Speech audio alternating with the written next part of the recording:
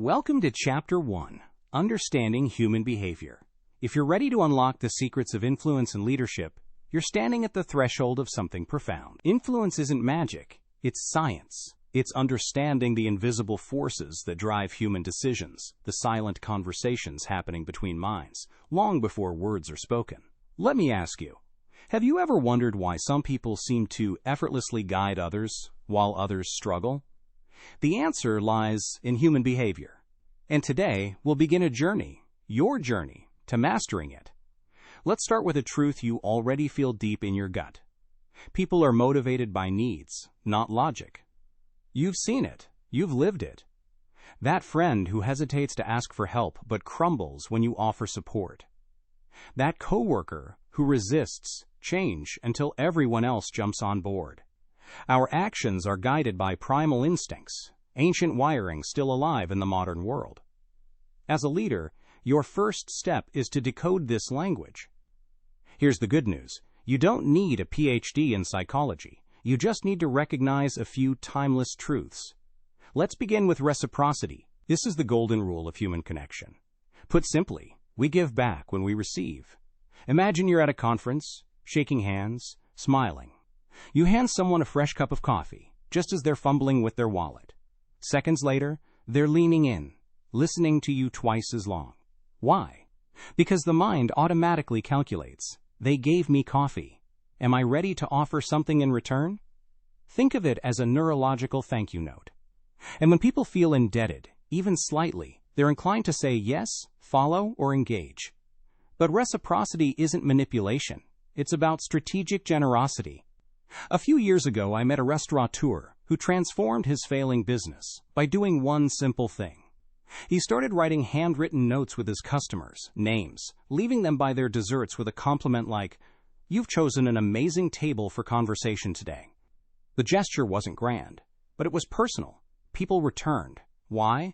Because they felt seen. And now they came back not just for the food, but for the feeling of being valued. That's reciprocity in action.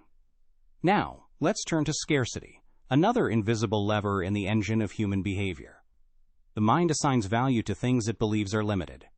Have you ever raced to claim something only to discover it's a trap? That's scarcity at work.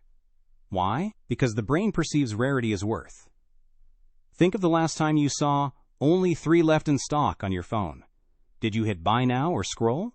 Exactly. Scarcity triggers urgency, and urgency moves people to act. But here's where genius happens. Real leaders don't shout about scarcity. They hint at it. A mentor once advised me, never say, limited time offer. Say, this opportunity won't wait for you. The first is a countdown. The second is a challenge. And challenges stir resolve. The next time you seek influence, ask yourself, how can you make your value feel exclusive? How can you let the world know that what you offer is rare, but not impossible to claim? Of course, we can't ignore social proof, the most powerful trigger of all. Human beings are story animals. We watch others for cues. If everyone on the sidewalk is staring up at the sky, you'll look too. A single review on a restaurant door can change your choice. Why? Because we're wired to follow the crowd. Social proof is the unspoken rule of survival. If you're unsure, mimic the many. Let me tell you a story. A young nonprofit leader, fresh out of school, needed funding for a community garden project. She had one shot at a town hall meeting. Instead of asking for donations outright, she showed a video of seniors and kids laughing in the garden's shadow, then added a slide with numbers. 12 families have already pledged. Will you be next? The room erupted. More than half raised their hands. Why? Because the mind assumes, if others are doing it, it's safe, it's right. And suddenly, that garden became a movement. But here's what many miss. Social proof isn't just about numbers. It's about relevance. A single story about someone like you, your customer, your colleague, your neighbor, can do more than 100 abstract facts. So ask yourself, who do your audience look up to? What stories do they already trust? Leverage those. Now, how do we put this all together? Through observation. Influence begins with invisible curiosity. Watch people. Listen not just to their words, but to their pauses. Study which tactics inspire action and which fall flat. I once coached a manager struggling to motivate a team. She tried charts, speeches, even team-building retreats. Nothing stuck. Then I urged her to notice one thing. When did her team light up in meetings? Answer: when sharing their own ideas. So she shifted. She stopped leading with agendas and started leading with questions.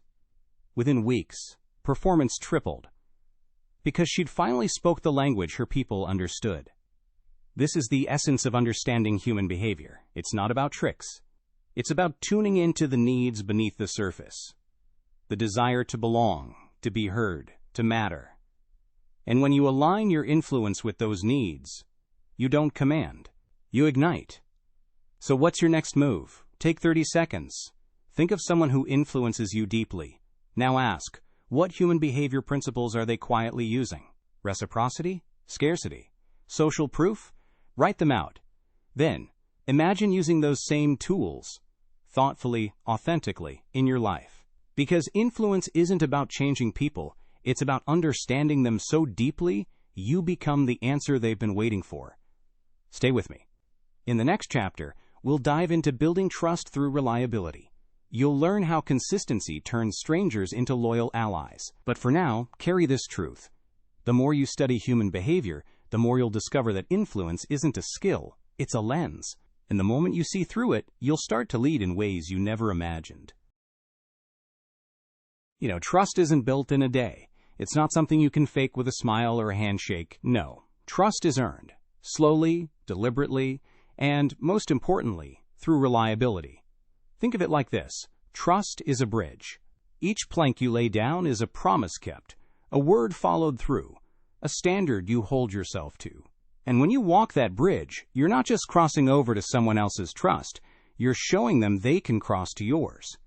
Let me tell you a story. A few years ago, I worked with a team that had lost its way.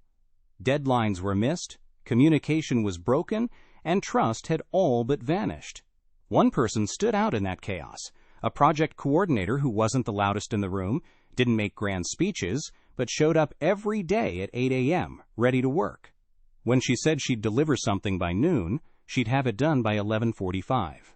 When the team was overwhelmed, she didn't hide or deflect. She broke tasks into manageable steps and checked in hourly to make sure everyone stayed on track. Over time, people began to lean on her. They started asking for her input, assigning her critical projects, and even defending her when others questioned her methods. How did she do it? Simple. She became a constant. In a world of unpredictability, she was the steady hand that others could grip. That's the power of reliability. It's not about being perfect. It's about being consistent. It's about showing up again and again with integrity as your silent partner. Let's break this down. First, keep your promises. Not just the big ones, the small ones too.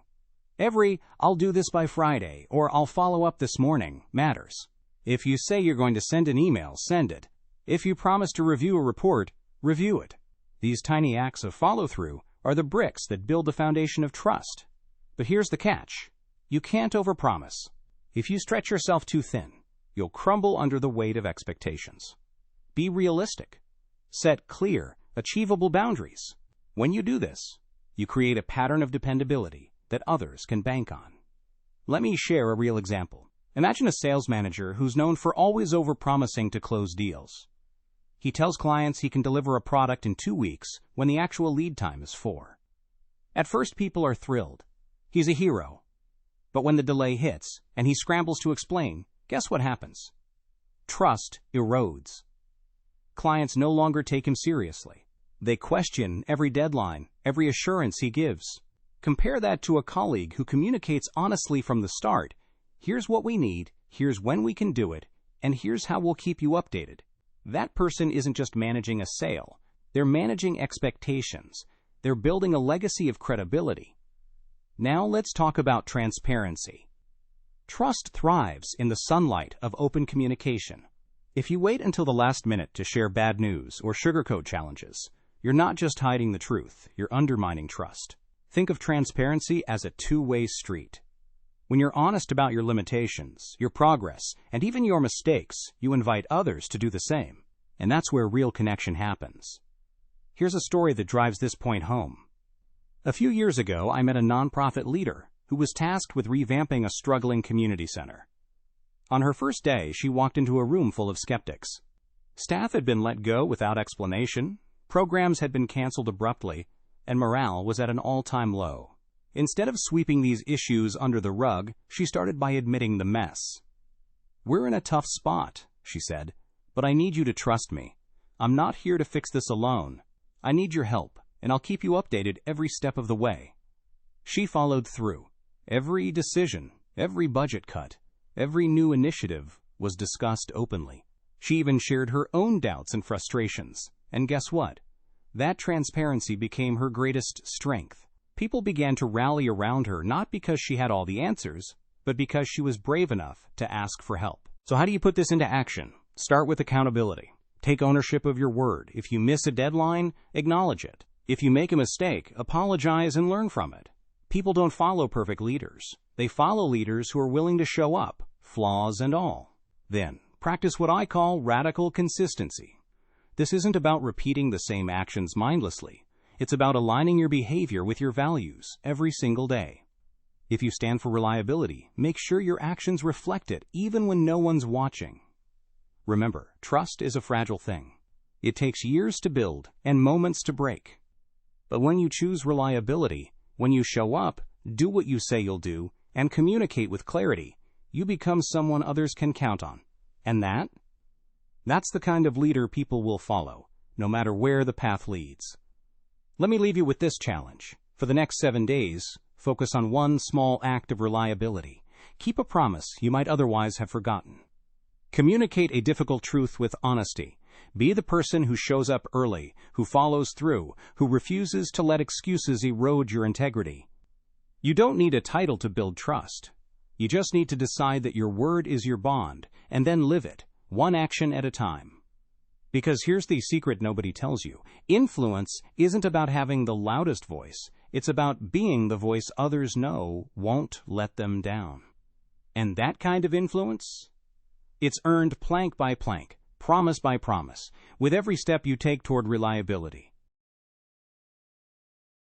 Imagine walking into a meeting, a negotiation, or even a casual conversation, fully prepared to speak, to persuade, to lead, only to find that the most powerful tool you could have brought was something you didn't even consider, the power to simply listen. You see, influence isn't born in the words we use, but in the silence between them. It's in the moments we set aside our own agenda to truly hear another person that we unlock the most profound connections. This, my friend, is the essence of active listening, not just a skill, but the cornerstone of leadership that endures, inspires, and transforms. Let me ask you, have you ever had a conversation where you walked away feeling seen? Where someone didn't just wait for their turn to talk, but instead seemed to understand you at a level that shifted the entire dynamic? That's the magic of active listening in action. And here's the game-changing truth. This is a skill you can master. It's not about having the perfect words to say. It's about creating space for the right words to emerge. Now let's cut through the noise. Active listening begins with a conscious decision to remove distractions. I'm not talking about symbolic gestures, like nodding while you mentally draft your next response.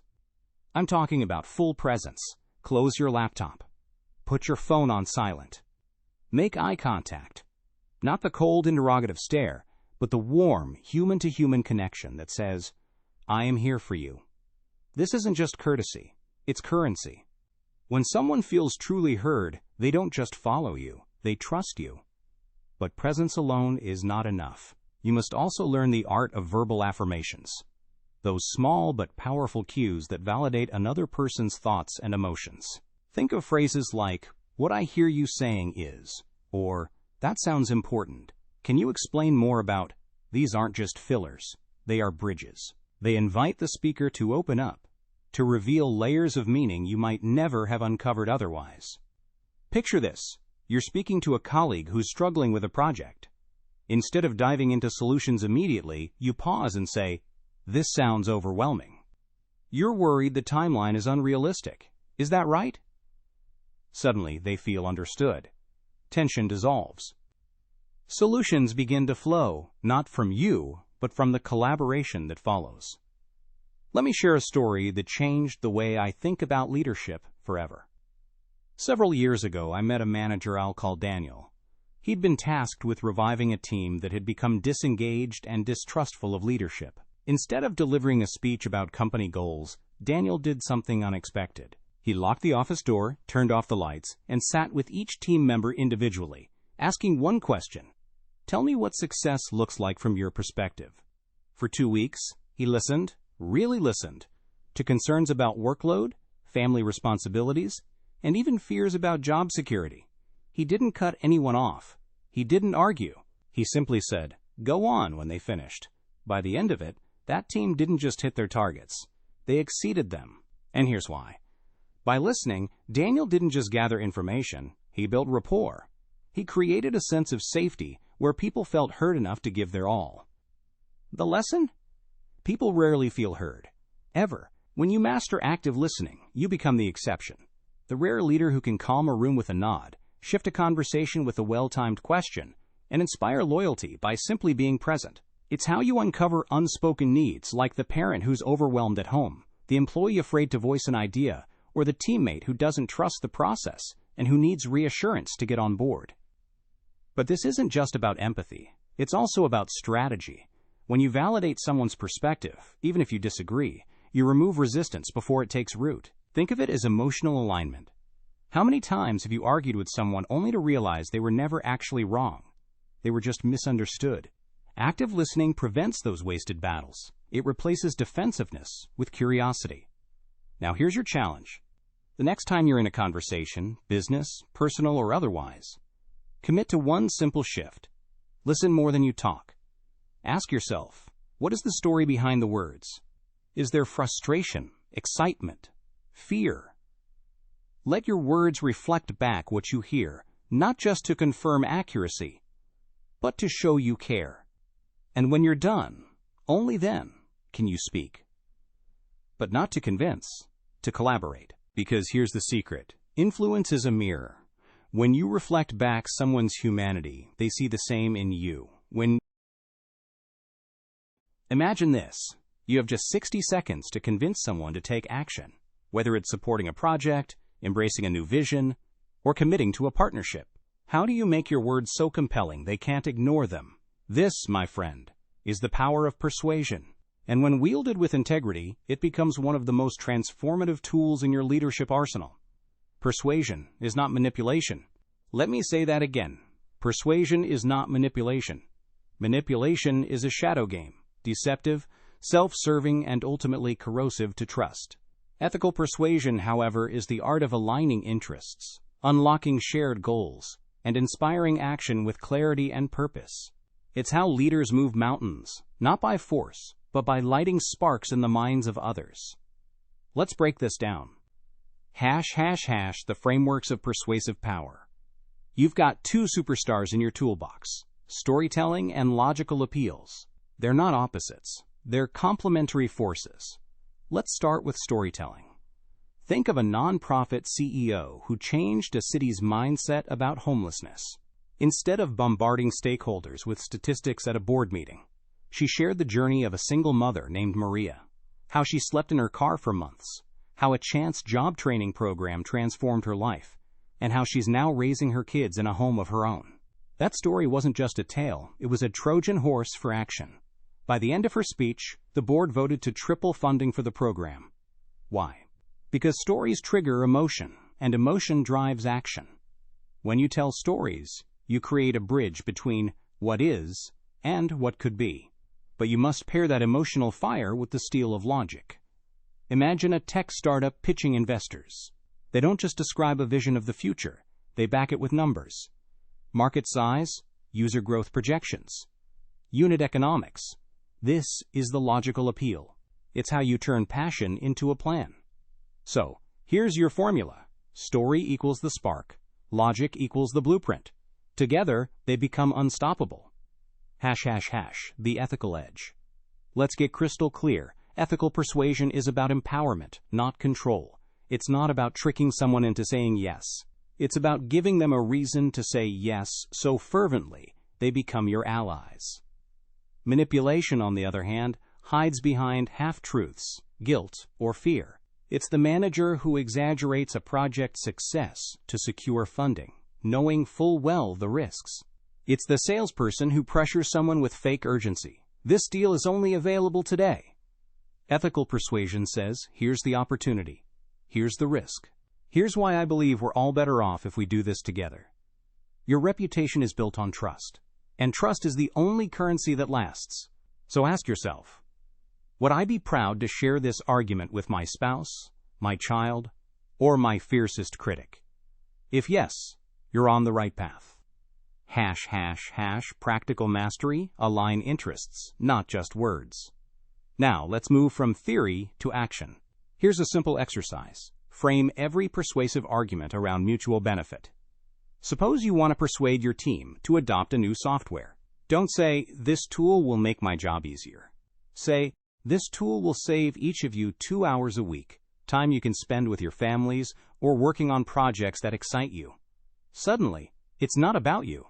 It's about them. Another drill, role-play rejection. Practice asking for what you want and being told no. How do you adapt? Ethical persuasion isn't a monologue. It's a dance. When someone resists, listen first. A CEO once told me, my best decisions came from the pushback I received. That's courage. That's wisdom.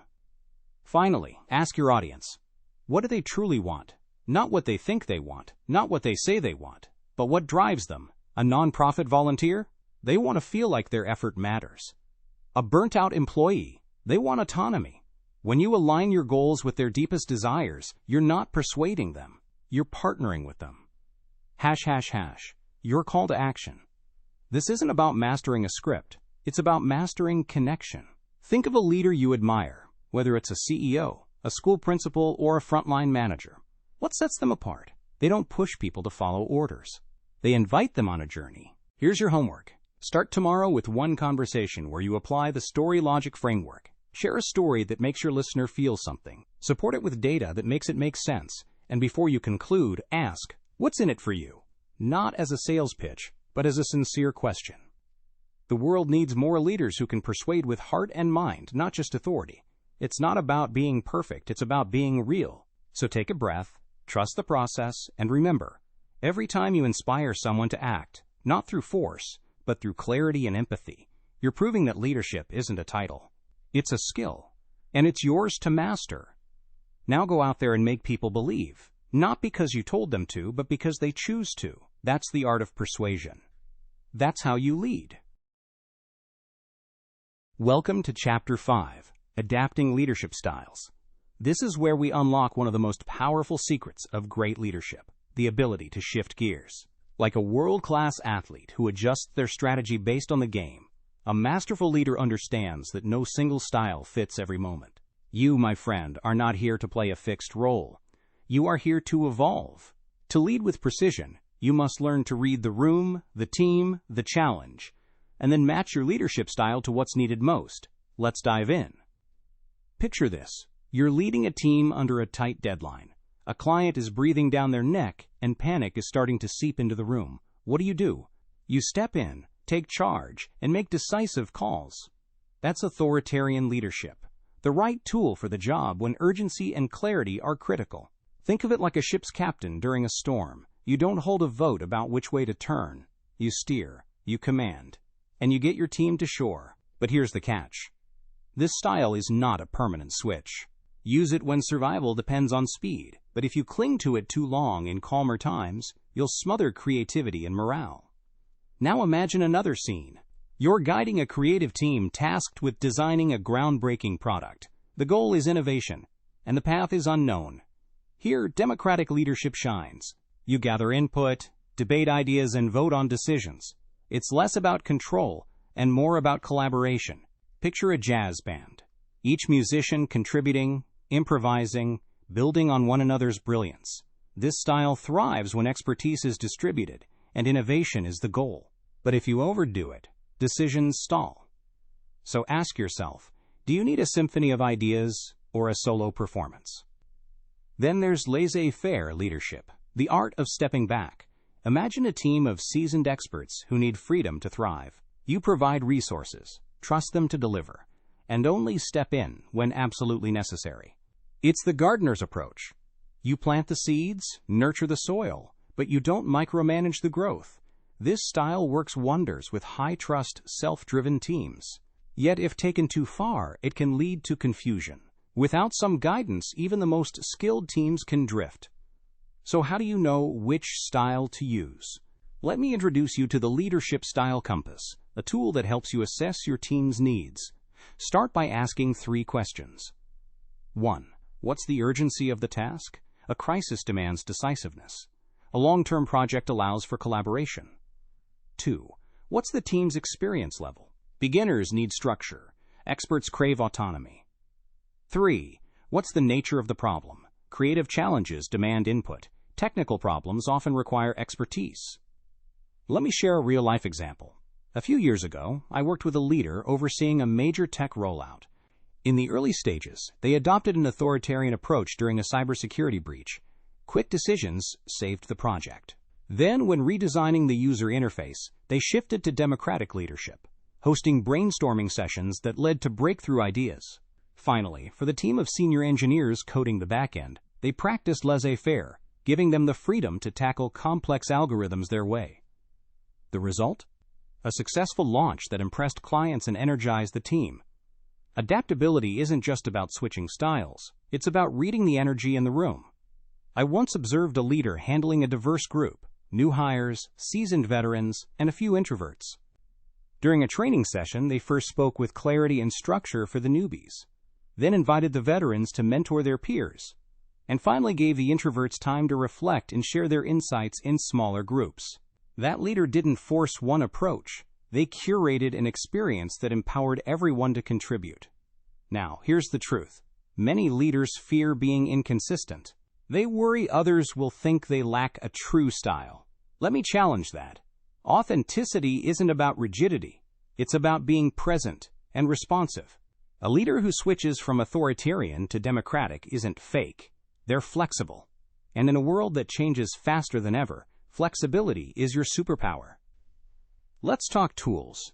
The situational leadership model is a game changer. It pairs leadership styles with 4 team maturity levels. Low maturity, high direction, authoritarian. Developing maturity, high support, democratic. High maturity, low supervision, laissez-faire. But my favorite method is something I call the 30-second read. Before entering a meeting or tackling a task, take 30 seconds to ask, what does this team need right now? Do they need a clear directive, a listening ear, space to innovate? That moment of reflection can transform your effectiveness. Here's another powerful habit. Observe your team's communication patterns. If they're hesitant to speak up, you may need to invite their input more boldly.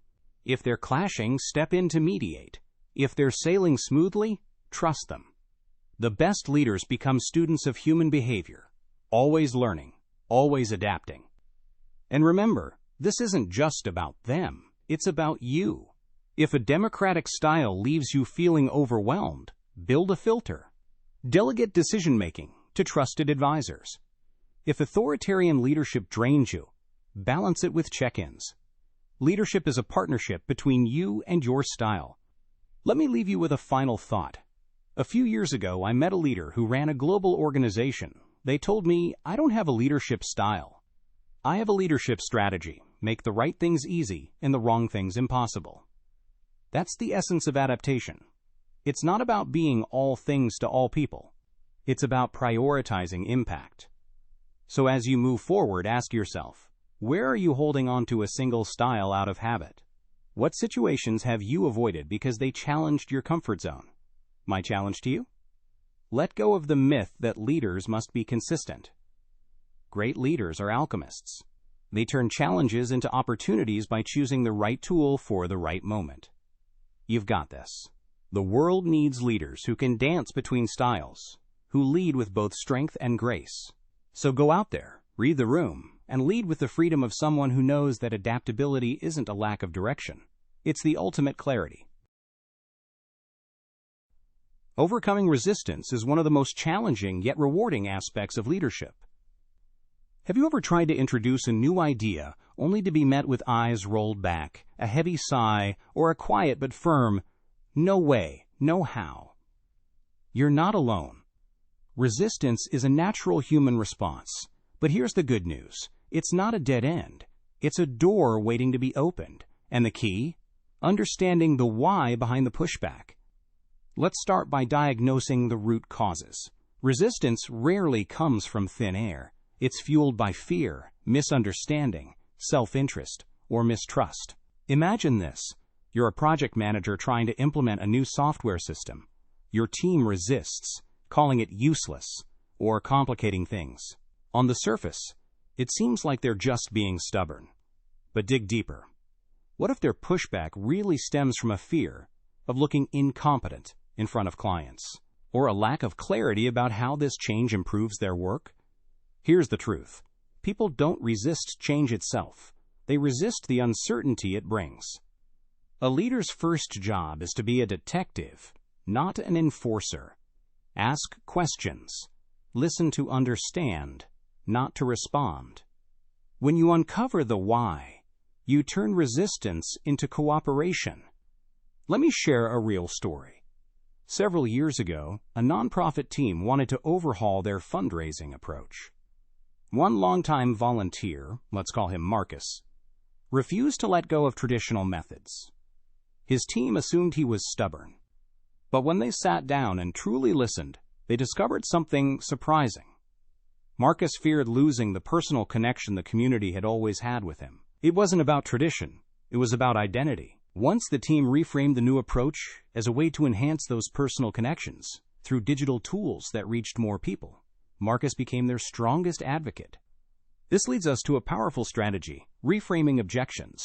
You've heard the saying, turn your enemy into an ally. The same applies here. When someone says, this won't work, don't argue. Instead, ask, what would make this work for you? Then, reframe their concern into a shared goal. If we address your concern, would you consider supporting this? Take another example. Suppose a department is resistant to adopting new technology. Listen for the hidden story. You might hear, this sounds complicated. But beneath that, someone may be thinking, I don't want to fail at using this. Reframe that fear into growth. Let's treat this as a learning journey, mastering a tool that will make your job easier. But here's what I want you to remember. Reframing isn't manipulation. It's empathy in action. It's meeting people where they are and building a bridge to where they need to go. Now, let's talk solutions. Resistance is like a locked door. Diagnosis is the key. Reframing is the gentle push. But the next step? Offering tangible solutions that address the core issue. Ask yourself, what would make this person's life better? What do they need to feel safe, supported, and heard? Let's return to the fundraising story. Marcus needed reassurance that his unique role was valued. The team provided a hybrid approach, technology that still let him engage personally. They trained him to become a mentor on the new system, leveraging his expertise. Suddenly, his resistance dissolved. He wasn't just part of the solution, he owned it. This is the art of leadership, turning no into what if. Instead of dismissing pushback, say, what if we could fix this problem together? Solutions aren't just about problem solving, they're about partnership. But let's address the elephant in the room. What if they still resist? What if you've tried to listen, reframe, and offer solutions, and they dig in deeper? That's where patience and trust building come into play. Conflict can be a storm. Some people wait for it to pass. Wise leaders learn to navigate it. When emotions run high, remember, trust is the anchor. If your team doesn't trust that you're in their corner, no solution will matter. A legendary CEO once shared a lesson I'll never forget. During a major merger, hundreds of employees resisted the change. He didn't issue orders. For 6 months, he had coffee with people across all levels, without agenda. He listened to their fears, celebrated their small wins, and showed up consistently. Only then did they trust the vision enough to embrace the change. This is how. Authority is like a double-edged sword. In the wrong hands, it cuts trust and morale to pieces. In the right hands, it becomes a tool to uplift, inspire, and create something extraordinary. But here's the truth. The moment you confuse authority with dominance, you've already begun to lose the people you're trying to lead. This chapter is about something deeper than titles or rank. It's about mastering the intention behind your influence. Let me tell you a story. A few years ago, I met a CEO who ran a mid-sized tech firm. Let's call him Alex. His company was struggling, creative teams burned out, clients were frustrated, and employee turnover was through the roof. Now, Alex had all the credentials to demand respect. 20 years in the industry, a Harvard MBA, and a Rolodex that could open doors in any boardroom. But when I first walked into his office, I saw a man drowning in his own authority. His managers were too terrified to challenge his ideas, and his employees treated his name like a curse. One afternoon, we sat down, and I asked him, "Alex, do you want people to follow your orders or follow your vision?" He hesitated. That hesitation told me everything. He didn't know the difference. So we did an experiment. For 2 weeks, he removed himself from daily decision-making. He asked his engineers to lead product meetings. He let junior team members draft his monthly address to stakeholders.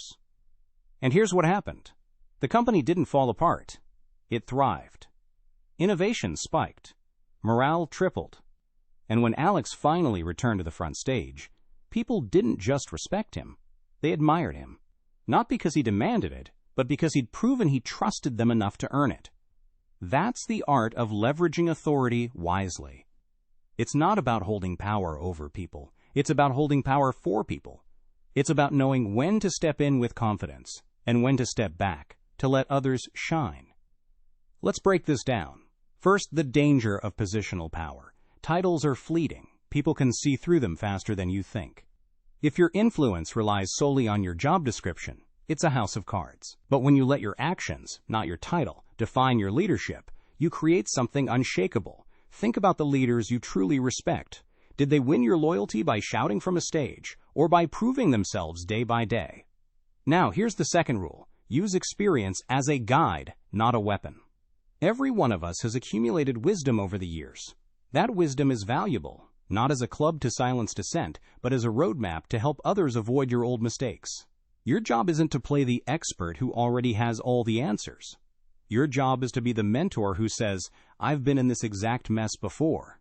Let me show you how I climbed out, and let's build a better ladder this time." But here's the hard truth. Humility isn't just a buzzword. It's a choice. It's the decision to say, "I don't know everything, and that's okay." I once worked with a military general whose reputation for toughness was legendary, until he admitted to his troops, "I trusted my ego more than my training in that last mission. I apologize. Let's fix this together." Can you imagine the shift? That moment didn't humiliate him. It elevated him. It told his team that he was willing to grow, not just rule. And let's talk about boundaries, your ethical boundaries. Authority can easily become a weapon when unchecked. You have to ask yourself, am I using this influence to control or to serve? If you're in a position of power, you have a responsibility to protect the people under you from your own worst impulses. That means calling out unfair demands. That means refusing to play politics for short-term wins. That means saying, "I earn trust by doing the right thing, not the easy thing." I want you to imagine someone right now, someone you lead, or someone who looks up to you. What would it mean if you earned their respect by choosing humility over dominance? What if you traded their fear for their admiration by showing them they mattered more than your title did? Here's a challenge for you. For the next 30 days, practice leading with transparency. Share your weaknesses, acknowledge your team's strengths, invite feedback, and listen to it without defensiveness. When you make a mistake, own it. When someone outperforms you, celebrate them. This isn't weakness. It's the kind of leadership that people don't just tolerate, they fight to be part of. And remember, influence without position is possible when authority is rooted in character. The people who master this don't need a corner office or a nameplate on the door. Their influence is quiet, steady, and magnetic. It doesn't shout, "Follow me," it whispers, "Trust me." Let me leave you with this. Your title can open a room, but your integrity opens hearts. So ask yourself, are you holding on to power or letting it flow through you? Because the wisest leaders don't hoard authority.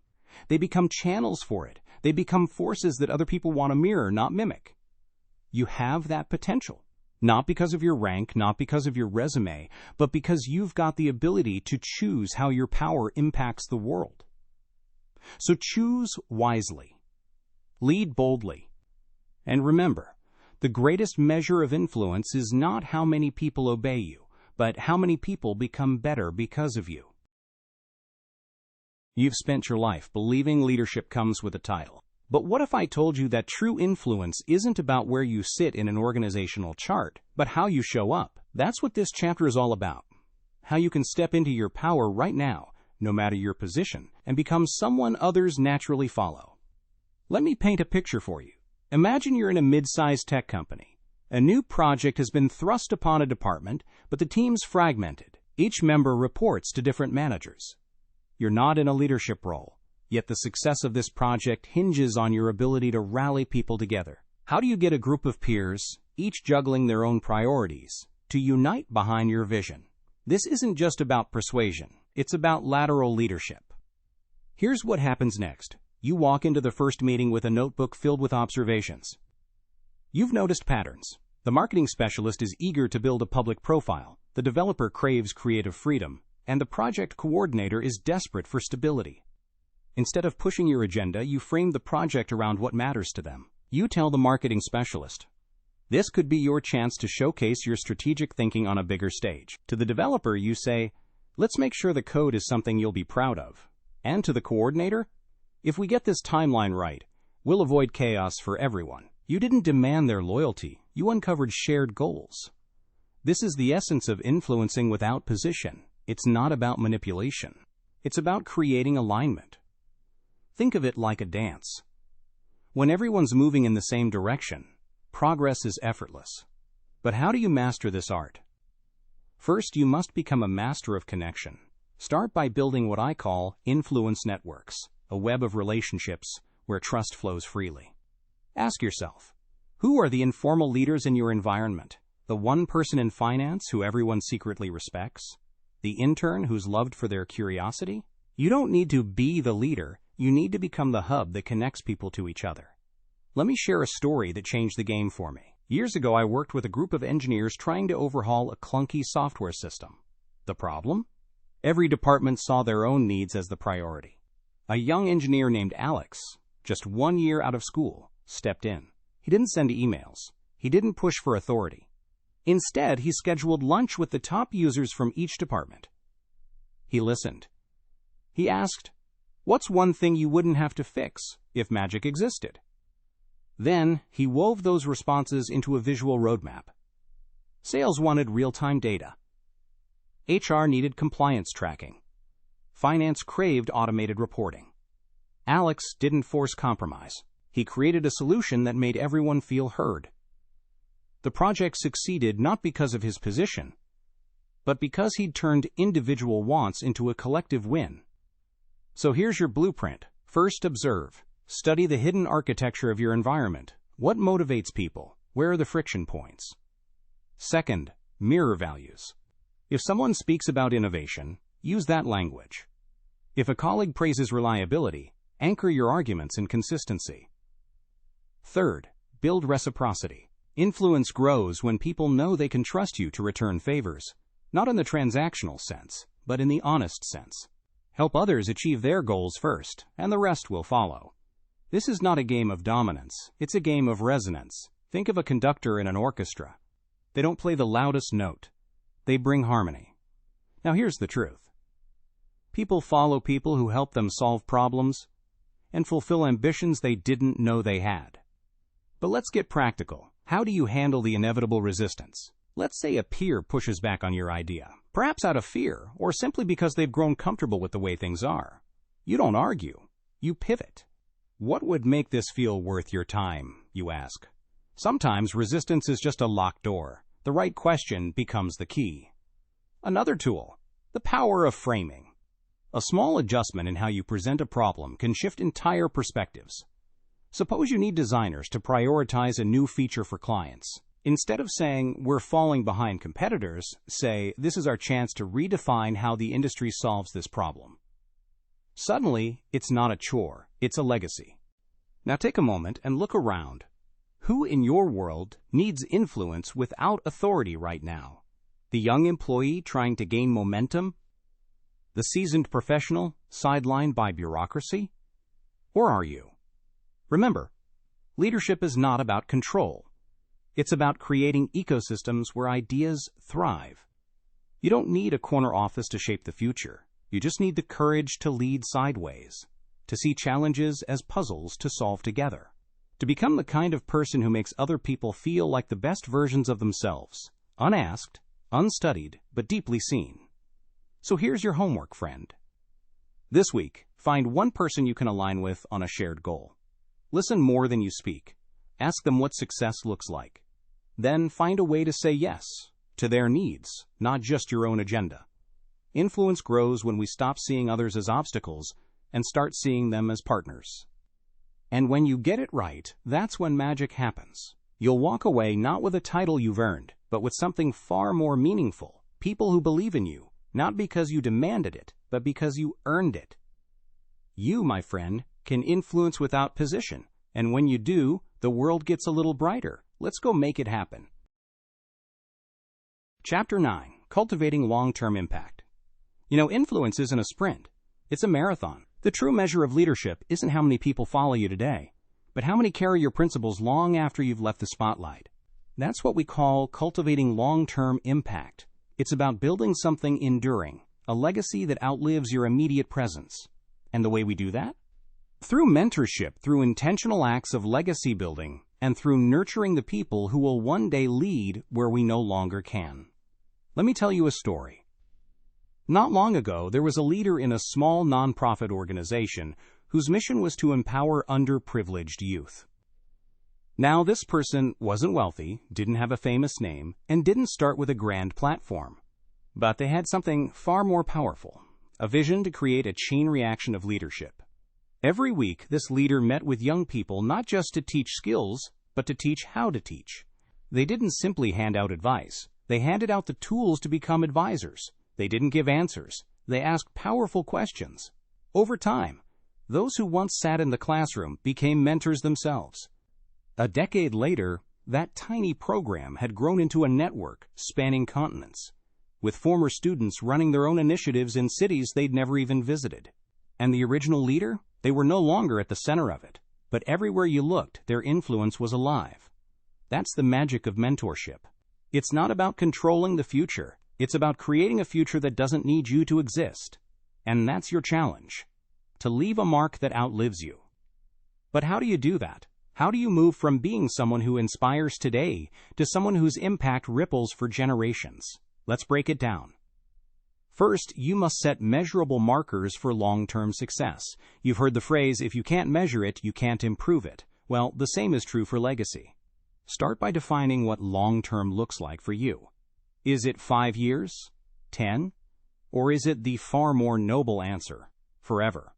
Then ask yourself, what kind of change will I have created by that point? Maybe it's as tangible as the number of people trained, the policies shifted, or the systems rebuilt. Or maybe it's as intangible as the values instilled in a new generation. Let's say your goal is to have 50 mentees who've led successful projects in their fields by 2030. That's a measurable target. But how do you get there? You create smaller, time-bound milestones. What if you commit to mentoring 5 people a year? What if each person leaves not with a thank you email, but with a commitment to mentor someone else before the year ends? Suddenly, your reach explodes exponentially. That's the power of compounding influence. And here's the truth. The most lasting legacies aren't built by trying to be remembered. They're built by trying to make others unforgettable. Think about the people you admire most. What do they have in common? Likely, they weren't just brilliant or charismatic. They were architects of potential. They gave people the confidence to build their own legacies. Now, let's talk about the heart of this, nurturing future leaders. This isn't about promoting a few favorites.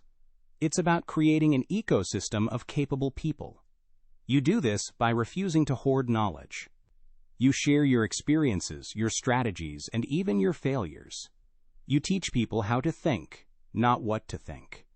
And you challenge them, not to prove you're smarter, but to help them become who you know they can be. A wise leader once said, "People don't follow titles. They follow character." So if you want your influence to last, you can't just train people to succeed in your absence. You have to show them how to lead beyond you. That means delegating not as a favor but as an investment. It means letting them fail so they learn to rise. Chapter 10. Measuring Influence Effectively. You've worked hard to master the art of influence. You've built trust, honed your listening skills, and learned to adapt your leadership. But here's the truth. Without measurement, influence becomes a shot in the dark, a well-intentioned guess. To lead effectively, to influence with consistency and clarity, you must know how to track your impact. This chapter is your roadmap to evaluating success, refining your strategies, and growing into the leader the world needs. Let me share a story. Picture a team manager who believed she was inspiring her department. She gave thoughtful feedback, celebrated wins, and led with empathy. Yet, over months, the team's morale dipped and performance faltered. Confused, she finally asked her team for honest feedback. Their response was honest but eye-opening. "You're kind, but we don't see a clear path forward." That manager realized she'd assumed her influence was working until she measured it. She adjusted her approach, set shared goals, and tracked progress. Within weeks, the team flourished. The lesson? Influence without metrics is a whisper in a storm. So how do you measure what truly matters? Let's start with key performance indicators, KPIs. These are the scoreboard of influence. What does success look like for you? If your goal is to lead a team toward innovation, track ideas implemented or project efficiency. If your aim is to build trust, measure retention rates or employee satisfaction surveys. KPIs must align with your unique objectives. Here's the challenge. Not all metrics matter. I once advised a nonprofit focused on community outreach. They celebrated the number of people attending workshops as their success. But deeper analysis revealed most attendees left unchanged. The team shifted their KPI to behavioral adoption, tracking how many participants implemented new habits, like recycling or financial planning. The number dropped, but their impact skyrocketed. Metrics that matter measure change, not just activity. Next, embrace feedback loops, continuous cycles of listening, adjusting, and acting. Imagine a sales leader who introduces a new communication strategy to boost client engagement. Instead of waiting for annual reviews, she checks in weekly with her team. What's working? What's clunky? She adjusts training on the fly, refining scripts and approaches. By treating feedback as a living conversation, not a one-time survey, she turns small insights into big wins. This is the power of agility. Influence isn't static. Your tactics must evolve with every what if and what next. Consider the entrepreneur who launches a product based on her vision, only to discover customers want something else entirely. Instead of doubling down blindly, she uses data, website traffic, purchase trends, social media sentiment to pivot. Her willingness to let data guide change turns a potential failure into a breakout success. But here's where many stumble. They focus only on external metrics and ignore internal growth. To measure influence effectively, you must also evaluate yourself. Let me tell you about a CEO who transformed his leadership through self-assessment. Every month, he sat with a mentor and answered 3 questions. Are my actions aligned with my values? Am I inspiring growth in others? What fear am I avoiding that needs my attention? Over time, these reflections made him more authentic, more impactful, and more respected. Your self-assessment framework should be brutal yet compassionate. Ask your peers, your team, your mentors, how do I influence others, for better or worse? Dig deeper. Where do I inspire action? Where do I cause confusion? What habits do I have that no longer serve me? Tools like 360-degree feedback, journaling, or even a 5-minute daily reflection can reveal blind spots you'd otherwise never see. And finally, remember, measurement isn't a destination. It's the heartbeat of growth. The greatest leaders don't just look at numbers.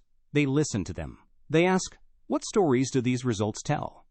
When sales increase, they ask, did we win because of our strategy or despite it? When conflict arises, they ask, what systems need healing? This curiosity becomes your superpower. Let me end with a challenge.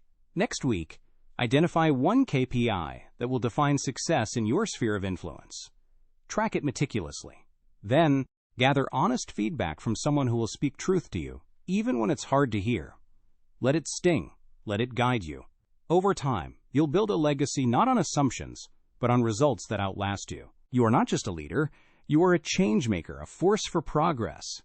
But even the mightiest rivers begin as rivulets carving through stone. So measure what you do, refine what you learn. And remember, the moment you stop growing is the moment your influence fades. Stay hungry, stay humble, stay measured. The world is waiting for your impact.